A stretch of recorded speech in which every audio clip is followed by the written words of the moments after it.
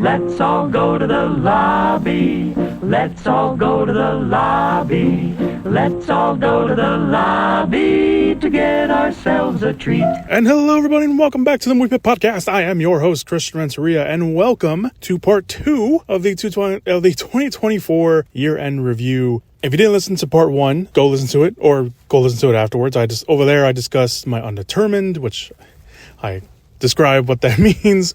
Over there, I was talking about my disappointment / least liked movies of the year and my surprises of the year of 2024 as well. Here on this episode in part 2, the final part, I will talk about what's left, which are, of course, my honorable mentions and my favorites. Before we get to that list, though, I have 2 different brief lists that I won't get too into, but I feel like these are movies that I should mention. Also, on that part 1, near the beginning, if you just want to go listen to that real quick, I talk about the movies that I just completely missed this year, or I guess last year, that don't appear on the list. And there's some pretty big ones. Award season's right around the corner, so I'm sure some of those movies have probably missed my list a little bit, just mainly because they just haven't really opened anywhere, or if they are open in my area. I'm in Chicago, in the Chicagoland area, so we are kind of a prime Oscar-y town. Sometimes they're just playing the movie like once a day, and it's in a time that's just not efficient for me to go see because I'm working or just can't make it. So anyway, here, like I mentioned, honorable mentions, favorites, but these first chunk of movies I want to talk about are kind of like shout outs / kind of just missed the list kind of movies. So we have Godzilla, Kong, The New Empire. Yes, if you've listened to my podcast long enough, you know that I tend to go more on the nerdy side of the spectrum. But when you hear the final list, you will hear kind of the more Oscar-y type of movies as well. But I did enjoy Godzilla, Kong, New Empire. Was it overtly good? No, it wasn't. But was it? If I was a 10-year-old watching this movie, I would have loved that movie to death. Kingdom of the Planet of the Apes is another one. Furiosa, a Mad Max saga. I know that's kind of a much talked about movie in the film community, especially here at the end of the year.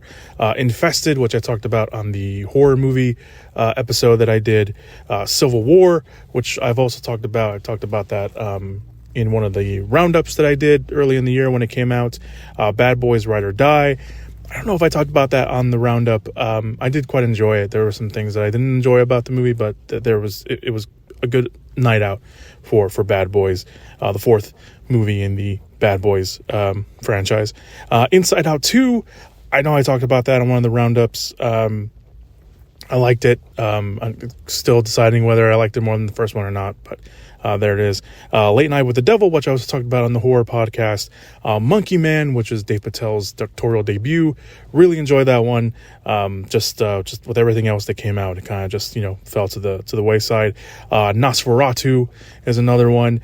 Beautiful to look at. I think the consensus is that it's a very beautiful movie to look at, but in terms of quality and everything else, it's there are some things that are maybe a little bit lacking. I don't want to say lacking, because Robert Eggers is a very good director, is a very great director, but he is, I don't want to say style over substance, because I think there's more directors out there who are very much more style over substance. I don't think Robert Eggers is that.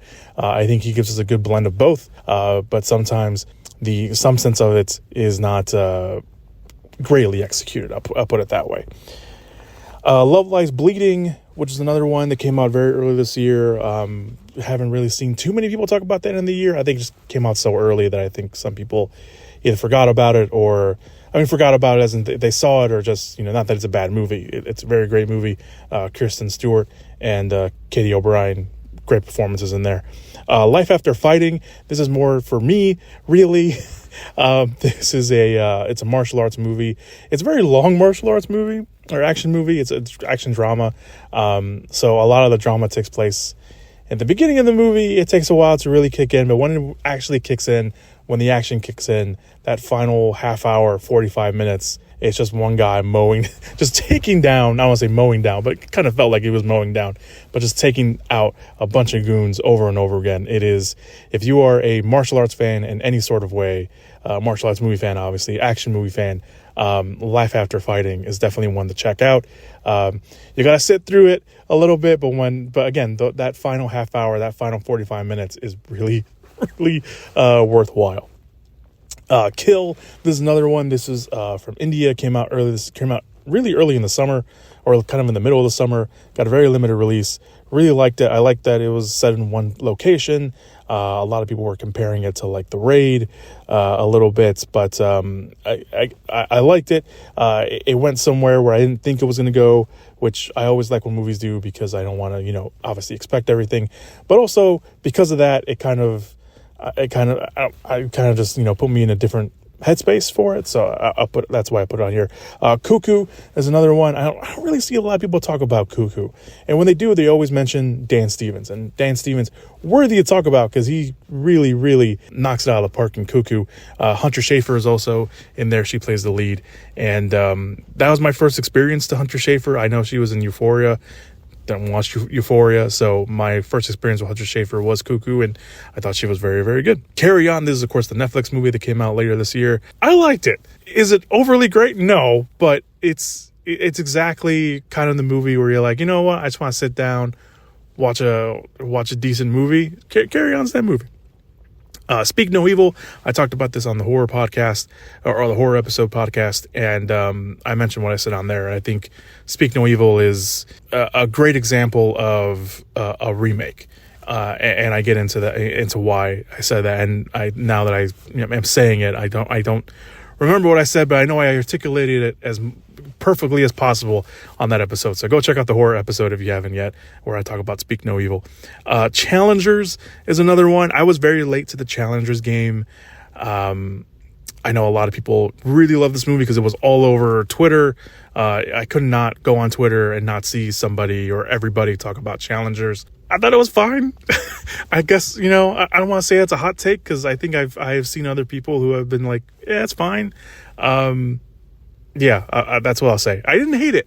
I did not hate it. I thought it was great. I was really getting into it, and then it ended. That's when I really got into it, and then it ended. So, I don't know. It's fine. It really is. Again, maybe it was because I was late to the game. I don't know, but whatever. And finally, Wicked. I know this is another kind of maybe hot take, maybe not. I don't know how you feel. I'm not a big musicals guy. I do appreciate a good musical. I have not seen the Broadway show. I knew a little bit about the story going in, but I was not, overly familiar with Wicked at all. And finally, see, yes, that is a helicopter if you can hear it in the background. But I liked Wicked. I thought it was, I liked it enough where I didn't feel, like, I had to watch Wicked. I liked it enough after that. And I know a lot of people have problems with it, how it was filmed and the lighting and everything like that. I just watched the movie for what it was, and I thought it was fine.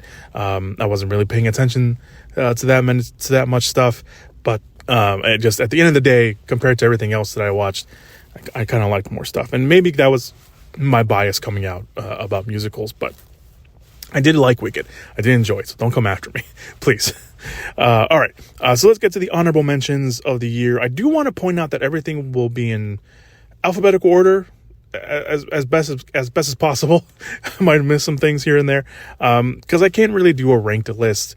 I used to do that a lot very early in my days when I was just doing YouTube videos at the time. I did rank lists at the end of the year, and I just kind of found it excruciatingly hard to rank a movie because there are certain things that I like about a certain movie and certain things that I don't. But then there's another movie that comes along. It's like, yeah, I love that movie, but in the grand scheme of things and film Twitter and everything, they're like, why'd you put that above that? And it's like, I just don't want to do that. So everything's in alphabetical order as much as possible. So forgive me for that. That plane is literally right above my house. I don't know what is going on. I don't know if I'm in danger, but I'll check. I'll go make sure. And again, my lists always tend to lean more on the genre heavy side. Again, I do have some critically acclaimed movies on my list, but my list, and if you listen to the podcast enough, you know that I lean more to the genre side of stuff, but I still point out the big ones. I still point out the big critically acclaimed movies. All right, so let's get to the honorable mentions right now. Honorable mention number 1 is Alien Romulus. Yes, that third act is nostalgia, callback-a-mania, but with great performances by our leads in Kaylee Spaney and David Johnson. and a great supporting role by Elizabeth Merced, amazing set design, and a great looking cinematography by Galo Olivares. Alien Romulus is a solid entry in the Alien franchise and a solid horror movie that came out in 2024. Definitely one of the best. I won't say the best, because I did talk about on the last episode that I did, which was it went on my surprises list, and I was conflicted about putting it over there, but it is one of my favorites. The First Omen, I think, is probably the best horror movie that I saw this year, but Alien Romulus is like literally right there at number 2, probably, for sure. The next honorable mention, Anora. Mikey Madison has planted her flag and has told us that she is the new It Girl in Hollywood.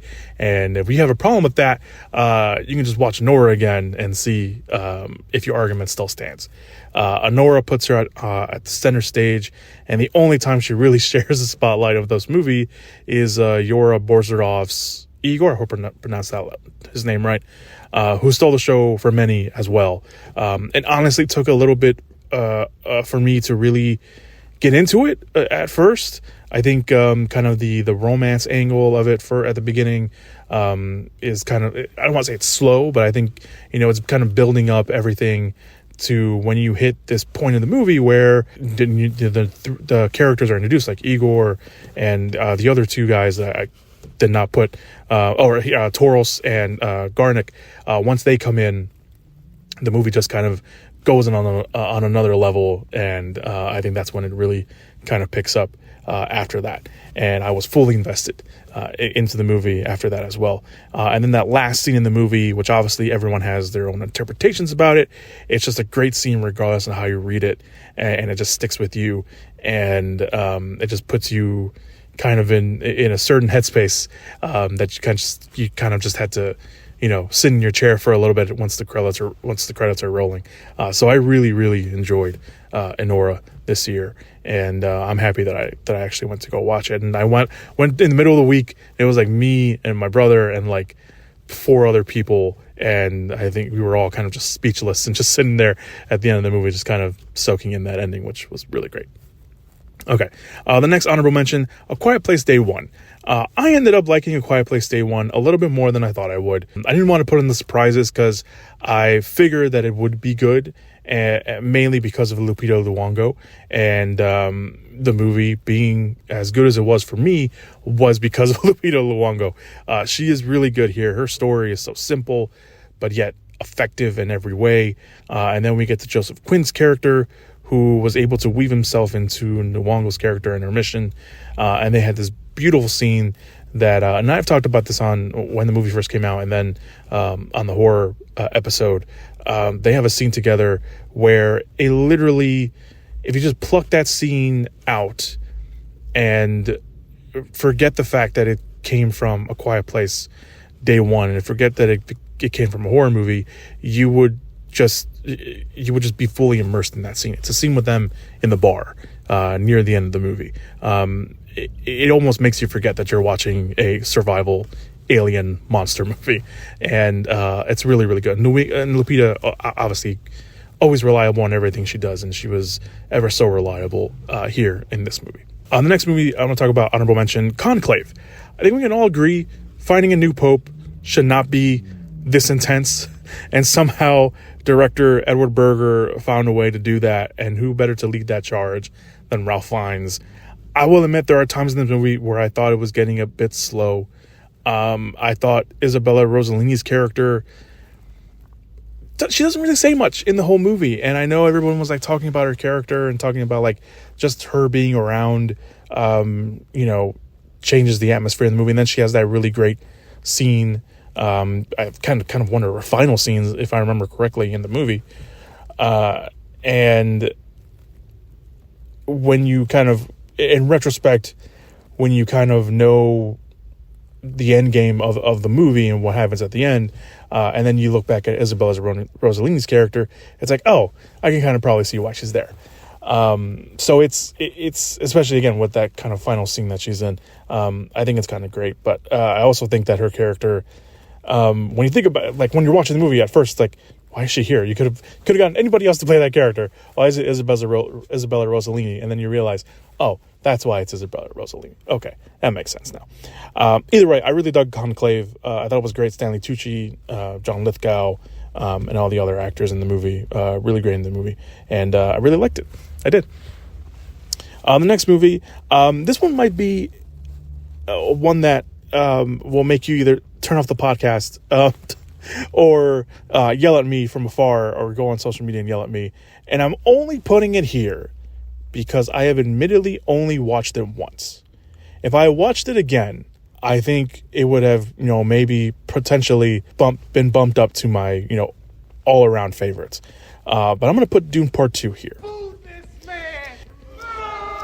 And stop screaming. Stop screaming. I only watched it once in theaters, in IMAX. So I got that under my belt. And I did like it. I really enjoyed it.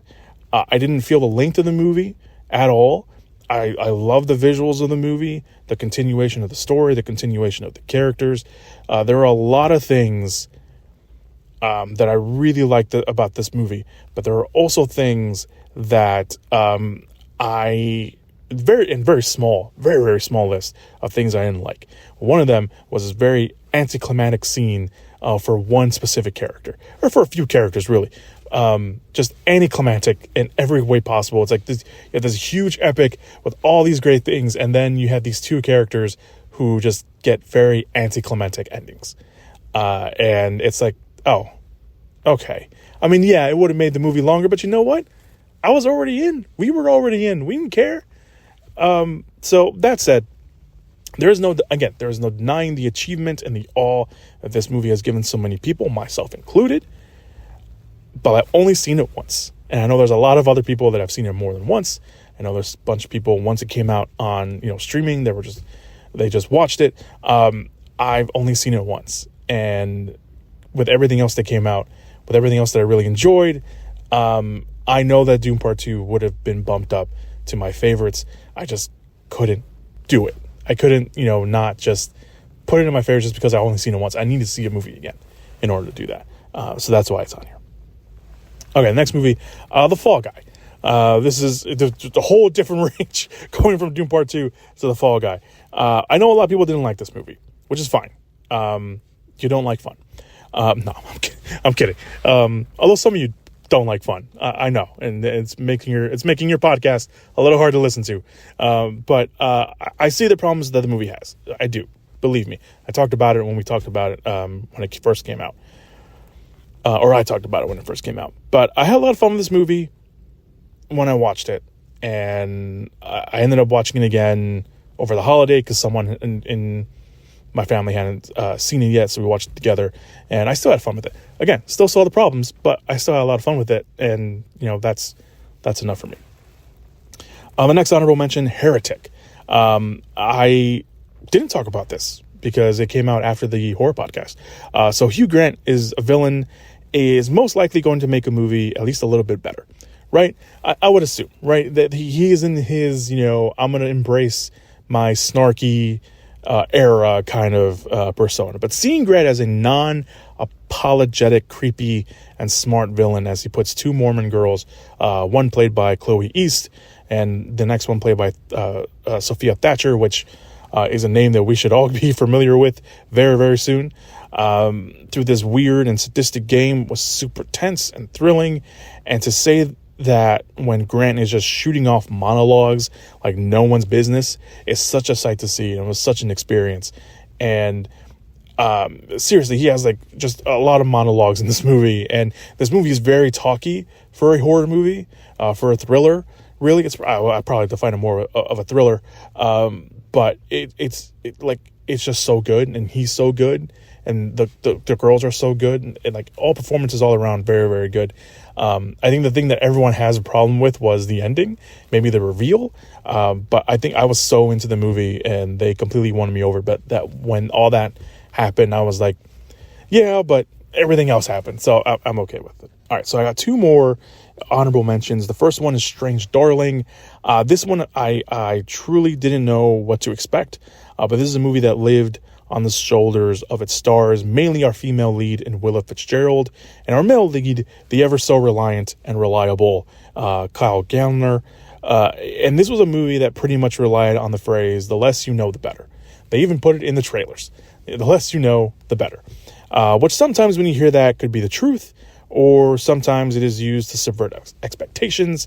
Here, it's true. The common thread that everyone agreed to say was that this was a twisted love story. Even telling you that this movie is told in a non-linear fashion probably wasn't giving away too much, but maybe it was. But that's what we had to go on to not spoil the surprise for anybody, so everybody can experience the movie as it was. From the opening scene, it immediately puts you in a certain mindset, and then seeing how they give you the rest of the story, it's pretty wild. It really is. I think Strange Darling is one of those movies that maybe slipped through the cracks. I think it can get a cult following, in the years to come, because it is a very, it is one of those movies that I feel can be a very culty movie. And the team did such an amazing job promoting it online. Kyle Gallner was on Twitter pretty much every day, singing its praises, telling everyone to go watch it. And he was great in it. Willa Fitzgerald was great in it. And if you need another reason, cinematography done by Giovanni Ribisi. Yes, the actor Giovanni Ribisi. He did the cinematography for it, which I thought was great. So yeah, Strange Darling, definitely one you should go check out. The last honorable mention I want to mention, again, this one's for me, The Shadow Strays. This is the new movie by Timo Tangjanto, who came out on Netflix. And he's already done a few Netflix movies, and the action genre, that's kind of his thing. The Big Four, which was his last one, one of my personal favorites, The Night Comes for Us, also came out on Netflix. So I was really excited to see what he'd be up for, and what he'd be up to, rather, and what he'd give us with The Shadow Strays. And for the most part, it really did not disappoint. It is a much deeper story than the previous action movies. The other movies were just, straight up action movies. Yeah, there was story in there that would, get you, interested in the characters and everything. This one really felt more of like, no, we're going to give you a story. We're going to make you care about these characters. And then when the action kicks in, you're going to feel every emotion. You're going to feel every punch. You're going to feel every kick. You're going to feel every, knife slash that's thrown. So it's a much deeper story. It follows our character, which is named 13, played by Aurora Ribeiro. I think that's how you pronounce the name. I apologize if it isn't. She is an assassin who, after making a mistake on her last job, is basically kind of grounded by the organization that she works for, and ends up connecting to a random kid in her building, which of course ends up in a bigger conspiracy, and has to rely on her skills to obviously get her out. And then the organization she works for catches on to what she's doing. The action here is super, super impressive. From the opening of the movie, it's as violent as you expect from Timo's work, if you're familiar with his work, or Tangjanto's. I don't know him like that. Tangjanto's work, but for martial arts action movie junkies like I am, this one definitely checked off a lot of the boxes. And I think if you haven't watched it yet, and if you're waiting for it, don't. Go watch it. It is very, very good. I don't know where it falls in his, action range. I think it's definitely up there for me personally. I still really love The Night Comes for Us. But I think it is very, very close second with The Shadow Strays. All right. Let us move on to my favorites of the year. All right. The first of the favorites is Abigail. I know people didn't like this movie either. This is a funny year of not liking movies. But before I get to that, the main reason why I feel like people didn't like the movie is because it gave away the twist in the trailer. And I talked about this on the horror episode. I talked about it when it first came out, when we did a roundup review on it. They could have found a way to, hide the twist that they had in the movie. But knowing the twist didn't ruin the enjoyment and the fun, at least that I had watching the movie. Maybe it's just a radio silence thing that made it work because I'm a fan of the cast and I'm a fan of them, and I was a fan of the movie. Honestly, it was a great cast. It was a great premise, and I ended up really liking this movie, probably more than a lot of other people, but I liked it. I really did. The next favorite movie on the list, Deadpool and Wolverine. Is it perfect? No, it is not. But at the end of the day, I'm a nerd. I'm a nerd for these characters. I'm a nerd for this world. And I had a hell of a lot of fun watching this. I liked a good chunk of the inside jokes, the fourth wall jokes, like the Jackman divorce dig that they did. I found that very interesting.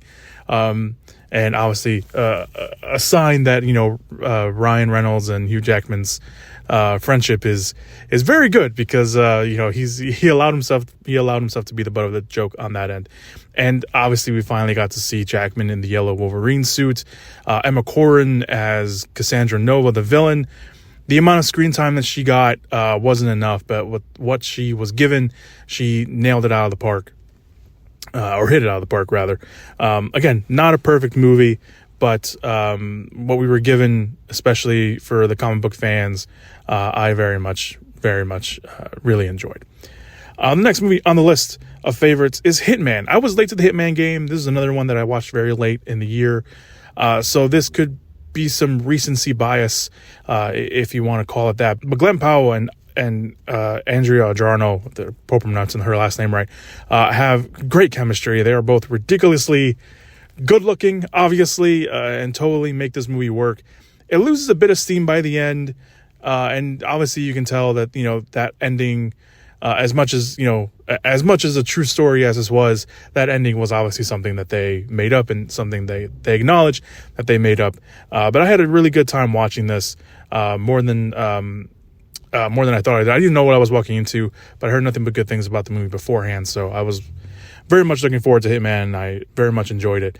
And speaking of Glen Powell, Twisters is the next movie on my favorites list. I really like Twisters. I was a fan of the first one. I was very interested in seeing what they were going to do with this new take on it. I like the modern approach they did. It does stumble on itself, like I just did. It does stumble on itself a little bit before the final act, but this is one of those rare movies that came out this year where I thought to myself, I want to watch that again next weekend or during the week. And it is really a lot of fun. There's some nice callbacks to the first movie. It really, though, what I liked the most about this movie is that it did its own thing, which I enjoyed and I liked, and it succeeded for pretty much the most part. I like the new batch characters.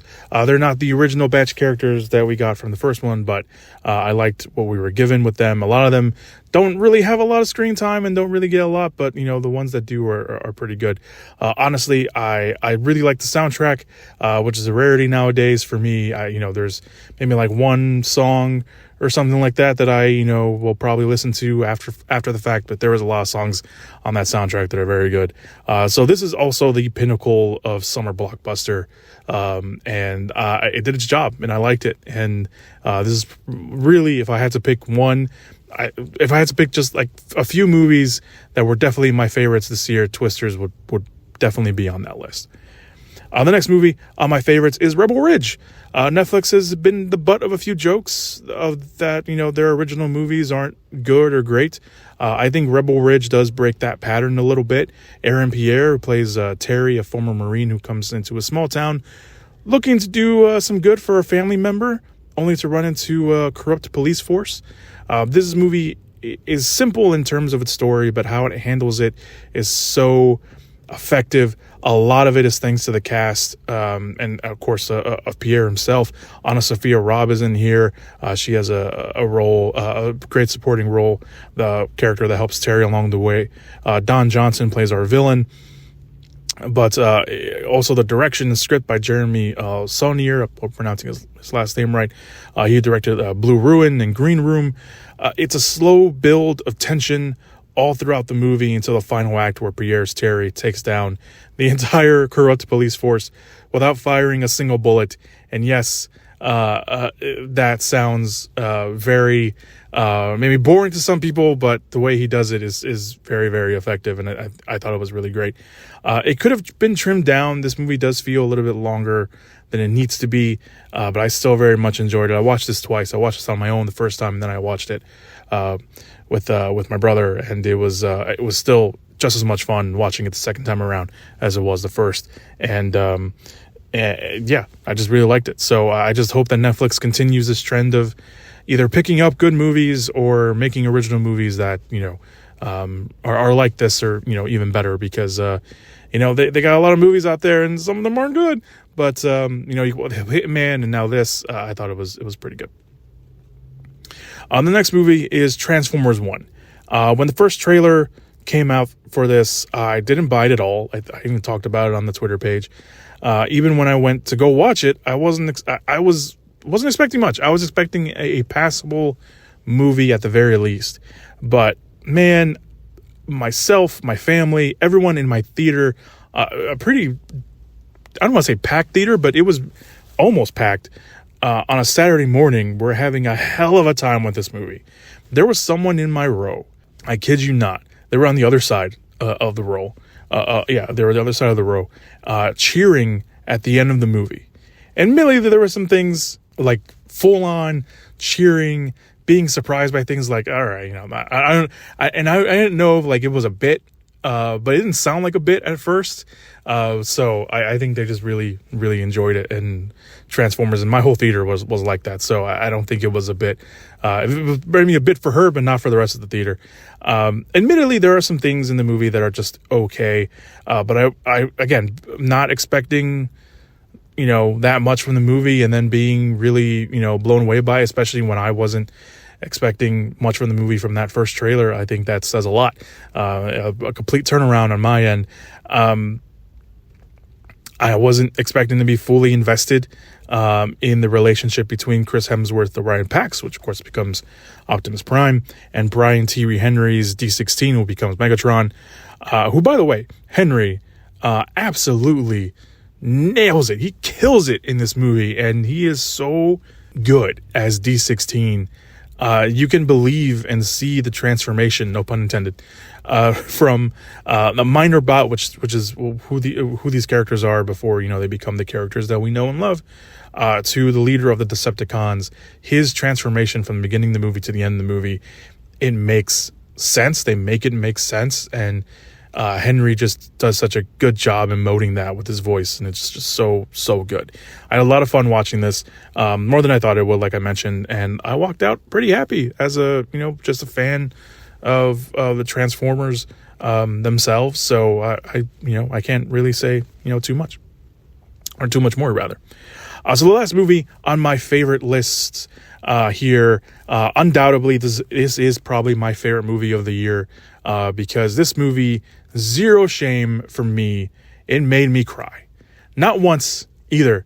It is not that is enough to put you on my list. If you make me tear up or straight up cry, you're immediately going on my favorite movies of the year, and that movie is The Wild Robot. Lupita Nyong'o back on the list. She plays Roz, the robot that is supposed to help whoever she comes in contact with. The problem is she lands on an island full of animals, and that's it. There's just her and animals all throughout. She eventually learns the language, and she raises a baby goose and befriends a fox voiced by Pedro Pascal. And everything that follows is fun. It is heartbreaking in a good way, and a sad way to watch. And this movie is just so good. That final act feels almost like a different movie, really, when you think about it and go back in hindsight. But it's everything that came before that makes that final act even more impactful and watchable, and be like, you know what? I'm all for it, because I'm all in on these characters and what's happened beforehand. It makes it feel connected. It makes it feel worthwhile. I love this movie, and I am, again, not ashamed to say that I cried more than once watching The Wild Robot. I was sitting next to my sister, who was older than me. She was also crying. So it at least got two of us that were sitting there and watching that movie. This movie's really good. If you have not watched The Wild Robot, I highly recommend it. It is one of the best movies of the year of 2024. It is one of the best animated movies of 2024, and probably one of the best animated movies that I've watched in the last few years, to be completely honest. It is very, very good. So The Wild Robot, final movie on my favorites list here. That is my list of 2024. I just want to do a quick dirty version of it, because I don't want to go ramble on so much, because everything that has been said about these movies, everything good that has been said about these movies has been said already. And I'll just feel like an echo chamber just saying how much I love those movies. But I do have a podcast, and I do want to talk about these movies. So, of course, all of this is my opinion. I've said multiple times on this podcast, I tend to like and enjoy more movies than other people. And I do have a certain leniency. I certain lean a certain way more to the genre-heavy stuff. But I still love movies. I love watching any kind of movie I can get my hands on, and any movie that's out there. So I'm not here to, crap on a movie unless it's absolutely warranted. I did crap on a movie on the other episode, but we love talking about movies, and I love movies, and I know how hard it is to make a movie. And again, I tend to enjoy a lot more movies than others. And these aren't all the movies that I've watched. I watched a ton more. I watched over 100 movies this year. I think it was like somewhere in the 130 range. So these are the movies that stood out to me, and they were my favorites, and the movies that I definitely will watch again probably sometime this year in 2025. So yeah, that's it. Thank you, everybody, for listening to these episodes, this episode and the last episode, and thank you for listening to the podcast in general. 2025, I aim to try to be better. I'm not going to say every week, because I said that once and immediately failed like a month afterwards. So yeah, I appreciate you all who listen, all who like the posts when they come out on social media. I want to engage with you guys a little bit more in 2025, so be on the lookout for that. I want to do more, and I aim on doing more, but I'm not going to promise that I'm going to be releasing more episodes, because I'm a bad podcast host. I've said that. I say that half jokingly and half realistically, given the track record. But I appreciate anyone who listens, whether you just listen, whether you download, whatever it is, any way that you listen to this podcast, I appreciate. And I look forward to giving you more podcasts to listen to this year in 2025. So thank you, everybody, for being a part of this. Let me know what you all thought in the socials down there, are all linked down below. Make sure to subscribe, make sure to like, and make sure to review, all that good stuff. And I will see you guys in the next one. As always, go watch some movies. Whoop whoop! Yeah! Give it up! Movies!